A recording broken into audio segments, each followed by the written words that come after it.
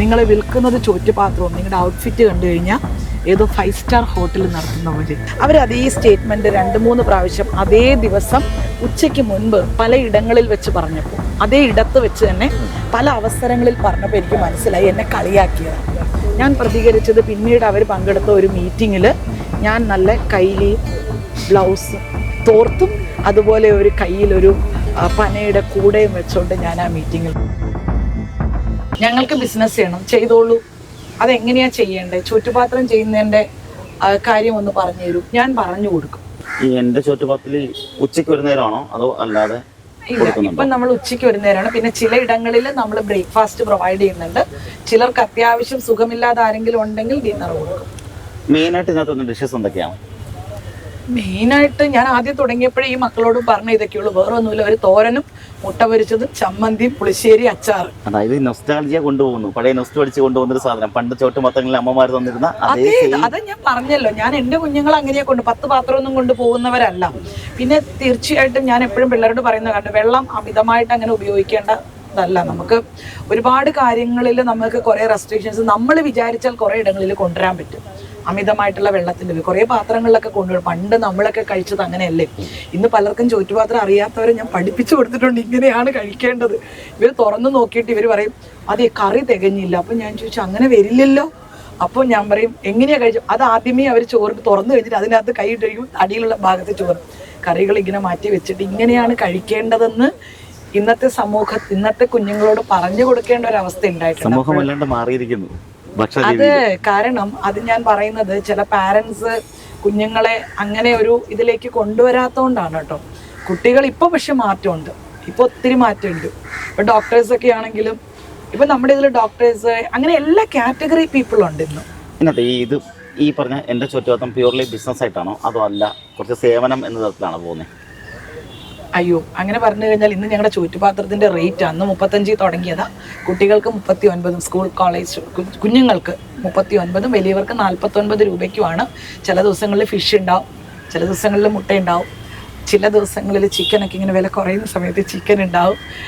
ഇവിടെ പ്രതീക്ഷയായിരുന്നു ചിക്കൻ കിട്ടും.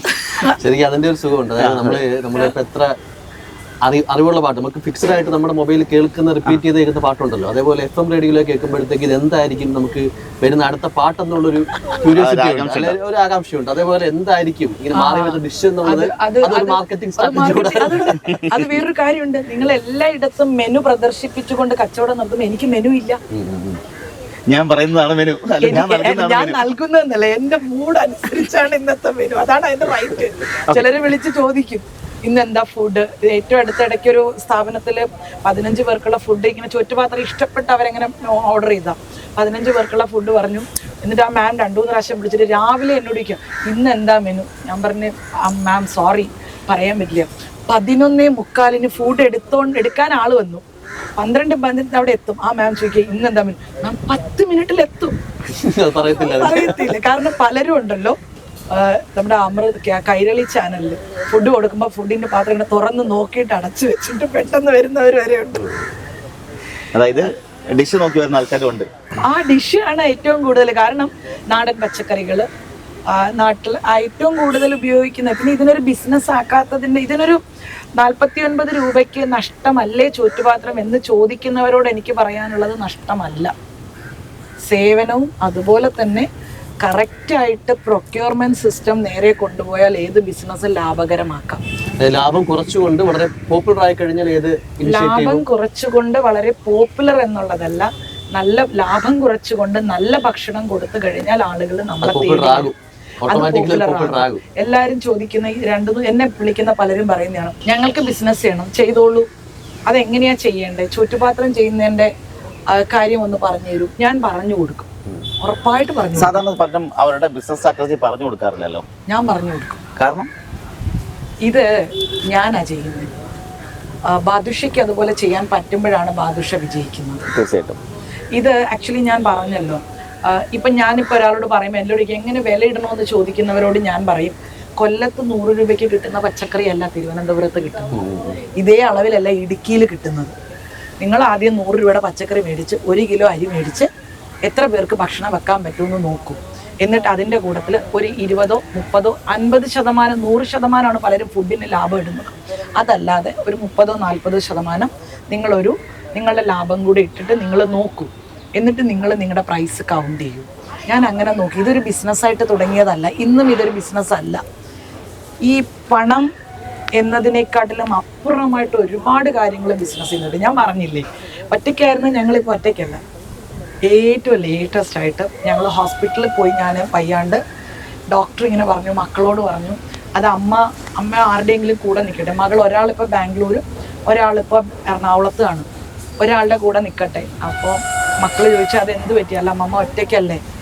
അപ്പോൾ എൻ്റെ മക്കൾ പറഞ്ഞു, ഇവിടെ ഒറ്റയ്ക്കാണെങ്കിൽ ഞങ്ങൾ ജോലിക്ക് പോകുമ്പോൾ ഇവിടെ അമ്മ ഒറ്റയ്ക്ക്, പക്ഷെ തിരുവനന്തപുരത്താണെങ്കിൽ അമ്മയ്ക്ക് നിറയെ മക്കളാണ്. അപ്പോൾ ദാറ്റ്സ് മെയ്ഡ് ഇറ്റ് ചോട്ടുപാത്രം. ഒരമ്മ സംരംഭകയായി മാറുമ്പോൾ അതിനകത്തുണ്ടാകുന്ന പോസിറ്റീവ് നെഗറ്റീവ് എന്തൊക്കെയാണ്? ഒരമ്മ സംരംഭകയായി മാറുമ്പോൾ അതിനകത്തുള്ള positive, she will become more financially independent. Single മദറാണ് ഞാൻ. അതെ, സിംഗിൾ മദറാണ്. സ്വാഭാവികമായിട്ടും ഈ ഫിനാൻഷ്യലി സ്ട്രോങ് ആവുക എന്നതിനേക്കാൾ ഉപരി പലപ്പോഴും നമ്മൾ ഒറ്റപ്പെടുന്ന ഒരു സാഹചര്യം ഉണ്ടാവും. അതെങ്ങനെ ഹാൻഡിൽ ചെയ്തു? അല്ല, മറ്റേതിൽ നേരത്തെ പറഞ്ഞ പോസിറ്റീവ് അതാണ്. നെഗറ്റീവ് എന്ന് പറയുന്ന ഒരു ആസ്പെക്ട് ഇല്ല. ആക്ച്വലി ഒരു സംരംഭകയാകുമ്പോൾ ഒറ്റപ്പെടൽ എന്ന് പറയുന്നത് ഇപ്പോഴതിലില്ല. നമ്മുടെ ഒരു ഹെൽത്ത് നമുക്ക് അതിപ്പോൾ സിംഗിൾ മദർ ആവണമെന്നില്ല, ആർക്ക് വേണമെങ്കിലും ഹെൽത്ത് ഇഷ്യൂസ് ഉണ്ടാവാം. അതിൽ നമ്മൾ കുറച്ച് ഡൗൺ ആകുമെങ്കിലും നമ്മൾ ക്രിയേറ്റീവായിട്ട് എന്തെങ്കിലുമൊക്കെ ചെയ്തുകൊണ്ടിരിക്കുമ്പോൾ നമ്മൾ ഒറ്റപ്പെടത്തില്ല. നമ്മുടെ എൻ്റെ ഒരു സ്റ്റാർട്ടിങ് സ്റ്റേജിൽ നേരത്തെ പറഞ്ഞ പോലെ ഈ മക്കളുടെ അല്ലാണ്ട് മറ്റ് ഫാമിലി മെമ്പേഴ്സിനോട് പറഞ്ഞപ്പോൾ ഇത് ശരിയായിട്ട് മുന്നോട്ട് പോകത്തില്ല, അല്ലെ ഇതിനെ കൊണ്ടൊന്നും പറ്റില്ല എന്ന് പറഞ്ഞ ആരെങ്കിലും ഉണ്ടോ? അല്ല, സ്വാഭാവികമായിട്ട് നമ്മൾ കാര്യം തുടങ്ങി നെഗറ്റീവ് പറയുന്നതിന് നമുക്ക് കുറെ പേരുണ്ടാവും. ആരോടും പറഞ്ഞില്ല, ആരോടും പറഞ്ഞില്ല. കാരണം പക്ഷെ ഇത് അറിഞ്ഞ് ഇപ്പോൾ അപ്രിഷിയേറ്റ് ചെയ്ത് വിളിക്കുന്ന ആൾക്കാരുണ്ട്. ചിലര് എൻ്റെ വീട്ടിൽ നിന്ന് തന്നെ എന്നോട് ചോദിച്ചവരുണ്ട്, ഇത്ര വിദ്യാഭ്യാസം ഇല്ലേ, എന്തെല്ലാം ചെയ്യാൻ പറ്റും, വേറെ എന്തൊക്കെ ചെയ്യാൻ പറ്റും, ഈ ചോറും കറിയും തന്നെ വെച്ച് വിൽക്കണോന്നൊക്കെ ചോദിച്ചവർ. ഇതേ യാത്രയിൽ നമുക്ക് ഈ സന്തോഷിപ്പിച്ച കുറേ ഒട്ടനവധി നിമിഷങ്ങളുണ്ടാവും, അതുപോലെ നമ്മുടെ സങ്കടപ്പെടുത്തിയ നിരാശപ്പെടുത്തിയ നിമിഷങ്ങളുണ്ടാവും. ഇതെങ്ങനാ ആ സംഭവം ഒന്ന് പറയാമോ? അയ്യോ, കട്ട് ചെയ്തില്ലല്ലേ? ഇല്ല, കട്ട് ചെയ്യില്ല. സന്തോഷം വരുത്തിയ നിമിഷങ്ങൾ ഒരുപാടാണ്. അത് ഓരോ ദിവസവും ഈ ഈ ഏറ്റവും ലേറ്റസ്റ്റ് പറയാം, തുടക്കം മുതലേ ഉള്ളതിനേക്കാൾ 2 ദിവസം മുൻപ് ഋഷിയും ഹരിയും രണ്ടുപേരെയും നമ്മുടെ അറിയാലോ, നമ്മുടെ ട്രാൻസ്ജെൻഡർ സീമാ വിനീതിന്റെ കല്യാണത്തിനാണ് പരിചയപ്പെടുന്നത്. അത് വളരെ താമസമായിട്ടില്ല. രണ്ടുപേരെയും ഈ അടുത്ത കാലം അന്ന് കാണുന്നു രണ്ടുപേരെയും. പിന്നെ ഫോൺ നമ്പർ ഇല്ല, ഒന്നുമില്ല, അറിയില്ല. 2 ദിവസങ്ങൾക്ക് മുൻപ് ഋഷിയുടെ ഒരു കോള് വരുന്നു, ചേച്ചി ഞങ്ങൾ അങ്ങോട്ട് വരലുണ്ടെന്ന് പറയുന്നു. ഋഷിയോടൊപ്പം ഹരി വരുന്നു. ഹരിയും സീമയും കൂടി ചേർന്നിട്ടൊരു ഒരു ഡോക്യുമെൻ്ററി ഒക്കെ ഉണ്ടായിരുന്നതാണ്. ഇവർ വരുന്നു, പരിചയമുണ്ടോ ചോദിക്കുന്നു. ഓക്കെ, കുറച്ച് കഴിഞ്ഞപ്പോൾ രണ്ടുപേരെയും കയ്യിൽ 2 വലിയ കവറാണ്. അതിനകത്ത് എൻ്റെ കണ്ണ് നിറയിച്ച ഒരു സംഭവം എന്ന് പറയുന്നത്, ഇത് നിറയെ നല്ല പച്ച പപ്പായ, പിന്നെ കായ, മുരിങ്ങയില.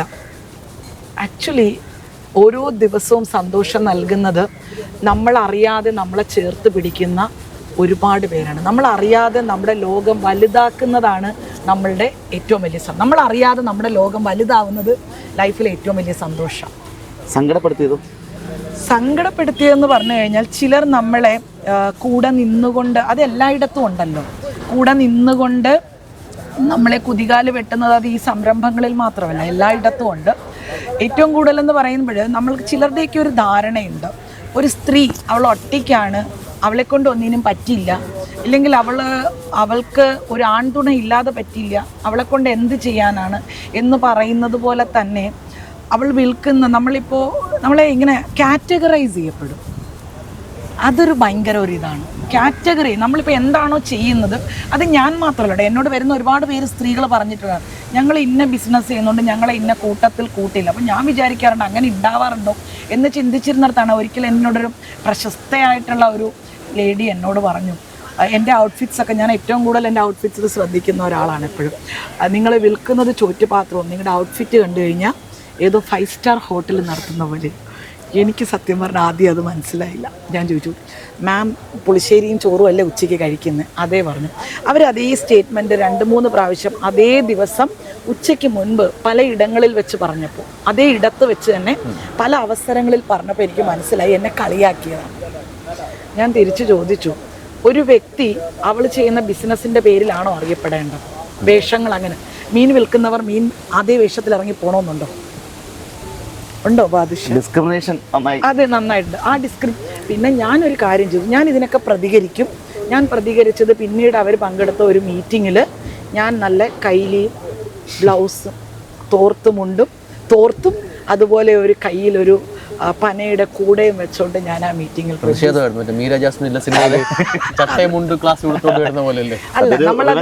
അത് റിവെഞ്ച് എന്ന് പറയാം. അത് എൻ്റെ മനസ്സിന്റെ ആശ്വാസം, അതൊരു സ്റ്റേറ്റ്മെന്റ് ആണ്.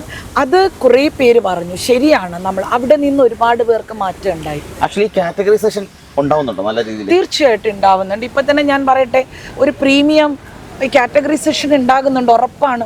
നമ്മളിപ്പോൾ ഒരു ഉദാഹരണത്തിന് നമ്മൾ ഏറ്റവും കൂടുതൽ അറിയപ്പെടുന്നത് എക്സ്പോകൾ, പ്രീമിയം കാറ്റഗറി എക്സ്പോ ഉണ്ട്. അതൊരു പ്രീമിയം ഇടങ്ങളിൽ വെച്ച് നടത്തും.